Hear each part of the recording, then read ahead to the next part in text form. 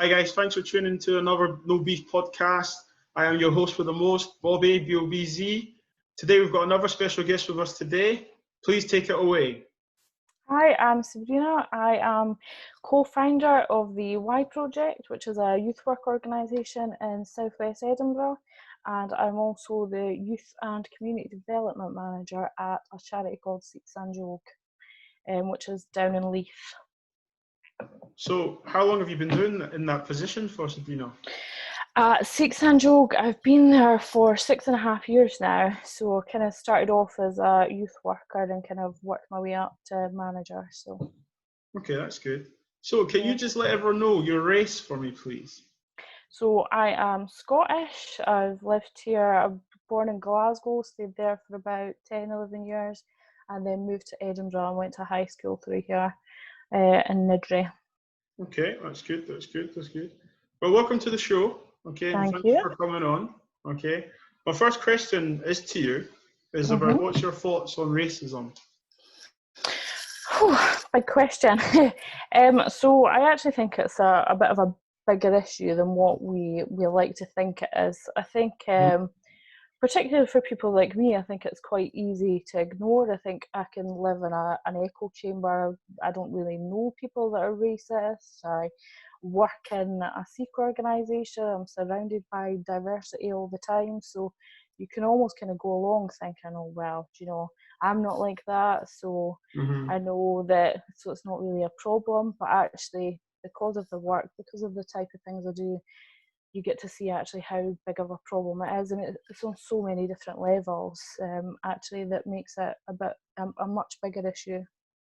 Do you know what you said there? You work in a Sikh community as a white woman. Yeah. How does that make you feel? How do you feel about that? It's interesting. It's brought up some whole new experiences. Obviously, most of the people that I work with are Sikh, and when I go to events, maybe at the kind of Gurdwara or kind of networking events that are specifically for kind of BME women and things like that, and it's quite often I'm one of the only white women there, so it gives you a different perspective on things. It's been eye-opening. So basically, safe to say you're the minority there. Yeah, absolutely. I mean, we have a mixed staff team, but predominantly, yeah, it's mostly Sikh people. So it does give you a new perspective on things. And when you're at networking events and stuff, you often find people, you introduce yourself and you're like, oh, I'm from Seek Sanjog, and you can see people's faces like, is she Sikh? Is it okay to ask that? That's funny because with you being the minority, you know what it's like. You being the minority in that scenario, you know what it's like for a black person or person of colour to be a minority, which is interesting. Yeah. And it's interesting it's refreshing actually to hear you say that, because now when you do speak to someone of colour, you can actually show empathy and be like, yeah, actually I do understand, which is good. Absolutely. Yeah. So obviously you're a white female, okay, and in America right now, and obviously in Britain, racist white females that are racist are called Karens. Yeah. Are you aware of that? I am. I've seen it during the rounds on the internet, Twitter, and things like that, kind of quite a lot. It seems to be really prominent at the moment because obviously the debate is fiery just now. So yes, it is. I mean, it is fiery. But what's your thoughts on it? You're a white woman, so I'm not going to be white. I'm not white. I'm not a woman. So what's your thoughts on it? I think I'm glad I'm not called Karen. That's one thing. I don't think it's particularly helpful. I think, a lot of the things that people are saying that are considered to be called Karens are really hate-fueled and things like that. And by put in that category of, it's just someone being Karen, it's not really that helpful. It takes away the seriousness of it, I believe. It makes it almost quite anecdotal. It's just a meme. It's just whereas actually it's people's lives. It's real hatred. It's real vitriol that's coming across, and it's kind of, people kind of fighting to take away people's liberties and equality and things like that. So actually, by just putting it in this kind of category of, oh, they're just being Karens, do you know what, belittles it, really. It does, it does. And you know, I'm going to play devil's advocate here. Mm. To the black community that do use that word, we find it a more subtle word to use than to say you black, Racist. you racist. You know what I mean? Yeah. And what astonishes me is just the people that do get called it take massive, massive offence. Now, I say to them, imagine when you, the Karen that's being called, the individual that's being called Karen, imagine how the person you have been racist to feels. You know, Yeah, do exactly. you know what I mean? So I do understand what you're saying, and I don't necessarily agree with it, because I think we're just going back to segregating black people are this, white people are that. No, the whole point is that we should educate these people. And you know, not every racist is a bad. Not every person that is racist is a bad person. They just need to be educated. And talking about education, being in the position you are in your profession, how do you educate how to tackle racism? I think there's different kind of. I obviously have different kind of angles, because in my job at Seeks and Jog, you're doing it in a kind of one way where you're working with young people and working through their actual experiences of racism. So we have a lot of, because I've been there for such a long time, you can have really open and honest discussions about racism, and it can be some, like, young people are happy to say things that might be inappropriate in a school situation, for example, because it's youth work and that's the nature of it. So we can talk about their school experiences and what actually might be ignorance in regards to, and from like their teachers and their peers, and actually what's just racist and just completely unacceptable. So there's that kind of element of my work which is helpful for young people in their experiences and what they might be going through, and it gives them a space to kind of talk about that, and a place where they can just be themselves and they don't have to worry about, I'm Sikh, I'm Scottish, I'm this, I'm that. They're just young people. So there's that side of my work. And then obviously in the kind of Y project and stuff, where you just kind of having lots that's open to kind of all young people. It's about, I think if you don't acknowledge that there's an issue, you can't even begin to start with the education, do you know? Yes, and I'm glad you said that, because you need to acknowledge the issue. We all know, as a black man, I know there's racism in Scotland. As a white woman, you know there's racism in Scotland. We can't be ignorant to the situation. We can't be like, oh no, that doesn't happen where I come from. No, it does. It happens everywhere. And there's casual racism as well, you know, from society racism to systematic racism. Racism exists. Unfortunately, it probably will never die, but we can, our generation, by doing this, what we're doing, having a conversation, try and eradicate it, educate people, then maybe try and change a few people's minds on the situation.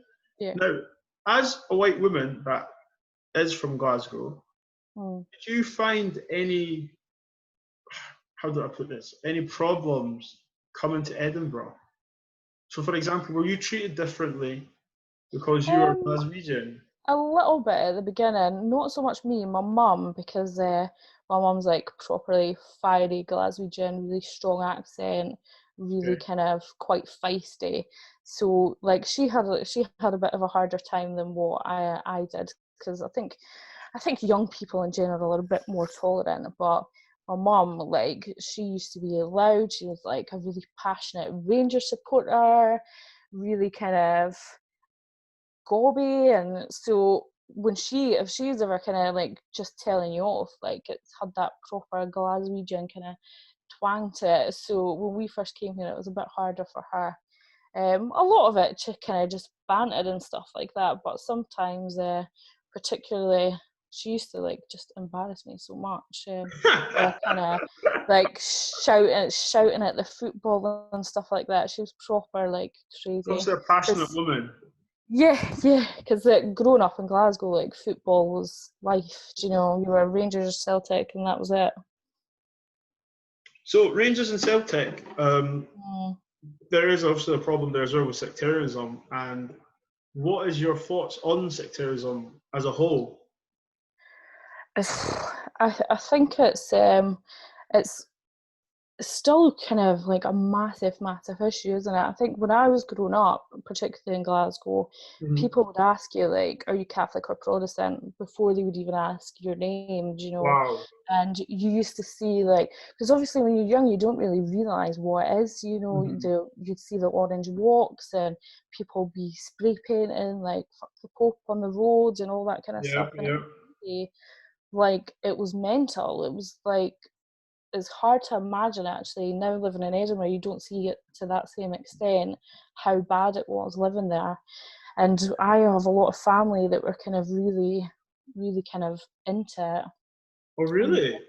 like grandparents that were maybe like associated with the walks and stuff like that. Which Well, that's interesting to know. so yeah. So I done what any normal person would do and start supporting Celtic when I was a teenager. Well, I'm just going to mention 9 years in a row. That's all we'll say on that one. Oh Rangers yeah. and Celtic, it is a rivalry, but I think Mm. some people do take it too far. And I've seen my Rangers friends be abused by Celtic fans and vice Yeah. versa, and I'm just like, do you even know what you're arguing about? Do I you know? think that's the biggest You issue, isn't it? When you know what see I kind mean? of younger generations these days and they've still got that same kind of hate fuel towards each other, and you're like, do you even know what you're fighting about? Like, Exactly, really? Because it's exactly. now to do with religion. So it's back to that ignorance issue, isn't it? And acknowledgement of, if you actually start having real histories about where things came from and why things are the way they are, like racism. You know, people have all this hate and negative views, and you're like, well, actually, it was Scottish people that brought people over here. That's I'm how they glad you made their said that. money, and I'm glad you said so that because what we're taught in schools, we're not taught about slave trade. We're not taught about how Scotland was built by black people and Asian people, and yeah. white people had slaves. Mm, Unfortunately, we're not told about that. So we need to, as the individual, find out by ourselves. And then it makes my community feel a certain way of people that look like you, because it's like, yeah, well, yeah, absolutely. you know, you historically don't like us. You treat us like Yeah, slaves. yeah. So concluding that, I think what my last question is going to be, all lives matter, okay? Mhm. I've talked upon it. I don't rate anyone of their intelligence if they say it, because Mhm. they also don't get it. Um, Yeah. when you hear it or see it on social media or wherever, what's your thoughts as a white woman? It gets my back up a bit, to be honest. But I think, like yourself, I just don't really rate people's intelligence. It's just an easy kind of way of kind of throwing something out there. It doesn't really mean anything. Of course, all lives matter. Like that's a very basic humanity. Mm-hmm. But Black Lives Matter doesn't mean white lives don't matter. It's not like, it's just not. It's just so ignorant and lazy. It's lazy. Um, I No, no, feel no, maybe a no, bit too. no, no, no. Don't get me started. The reason I ask you that is because you are a white female, and Hmm. there are loads of white people that say all lives matter, and I think to myself, Yeah. do you even know what you're saying right now? No one's saying to be pro-black is not to be anti-white. Yeah. To be Exactly. pro-white is not mean to be anti-black. Hmm. It's just saying that we do matter just as much as you do, and that's what Yeah. we're fighting for: equality and diversity. I Yeah. think Absolutely. me doing this podcast and having people like yourself come on is massive, because I could easily just interview so many black people, you know, Hmm. told same kinds of stories, um, different scenarios, different experiences, but the same narrative. However, Yeah. my podcast is about speaking to the other side, Yeah. speaking to people that are our allies, who do stand for our community. And I think you're an interesting person to meet and to speak with because of your Sikh Yeah. experience. I just want to touch on that again. Do you feel comfortable being around them? When I say that, I don't mean like you're not comfortable. I mean like, because initially you're the minority there. You Yeah. know, Yeah. Absolutely. are you at a level where you understand their culture, they understand you guys? Is there like a coming together? Is there banter? You know, like elaborate. Um, there is now, but you know, it takes a long time to be accepted and trusted within a completely different community, you know. And I think it's been consistency, it's been hard work, it's been building relationships, and you know, 6.5 years is a long time. When I first started, people never, like, I've always got along well with kind of the young people and stuff like that. I think because youth work's my background, and that was always quite easy.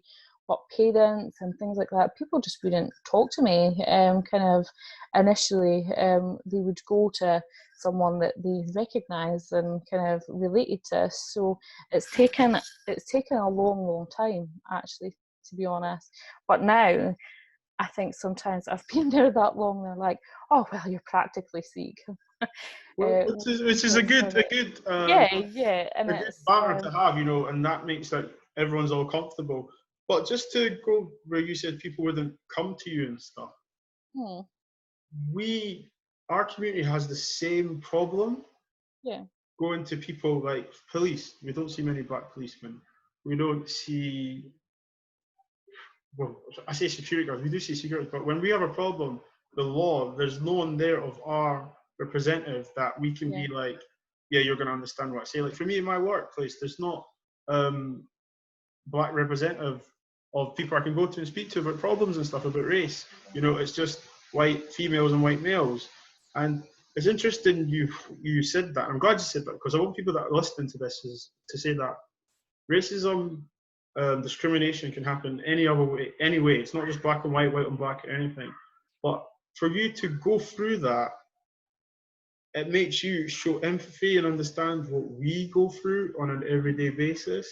You know, like you're probably thinking, why don't they like me? You know, I'm Sabrina. You know, like, yeah, but they, because of your race, they weren't really comfortable with you until they got to know you, and then yeah, that's absolutely. what I like about that. You're now 6 years down the line, are like good friends with these people.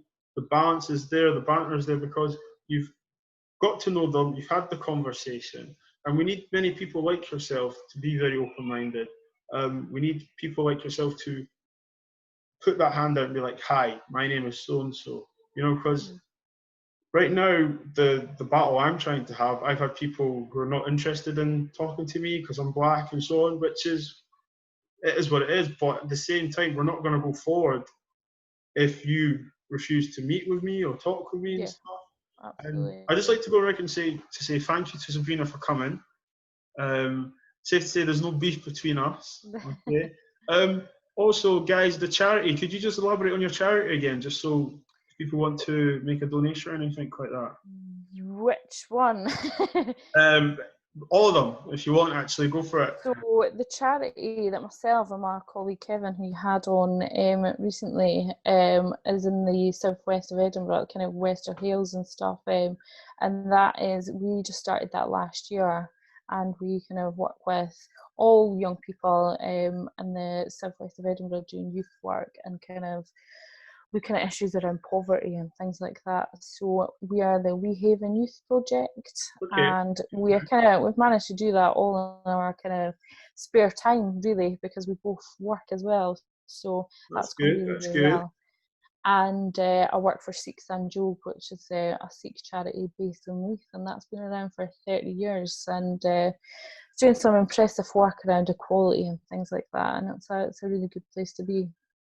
I'm glad you said that because you know we do need people like you to be in positions that profession that you are in because it's very easy for a woman in your position to ignore or just not acknowledge what's going on Mm, around you. You can just go to your work, not interact, tick a few boxes, what you have to do, but now you're actually in the Sikh community and you'll yeah. be recognized, you know. Yeah, well, even in my position, do you know, there's no irony that I'm the manager at a Sikh organisation and I'm white. Do you know, that in itself is actually a bit of a problem, and that is, even though I'm good at my job and all that kind of stuff, like it's not, do you know, it's not the ideal scenario. We want a Sikh woman to be the manager at a Sikh organisation, so that, do you know, there's still a lot of work to be done. And that doesn't mean that I can't have a place there or whatever, but that's what we want to be striving towards, and what's the barriers to achieving that. And we can't ignore that simple fact either. No, I think you're right, because but I think I agree with everything you just said there.